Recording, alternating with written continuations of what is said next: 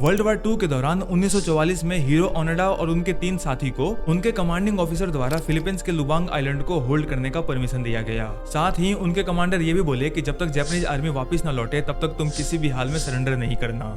अब world war 2 खत्म हुआ। जापान की बुरी तरह हार के बाद उनकी पूरी आर्मी सरेंडर करके या तो अपने अपने घर गए या फिर जेल चले गए। लेकिन वो 4 सोल्जर्स अभी भी फिलीपींस के लुबांग आइलैंड को होल्ड किए हुए थे, क्योंकि उनको पता ही नहीं था कि वर्ल्ड वार 2 खत्म हो चुका है।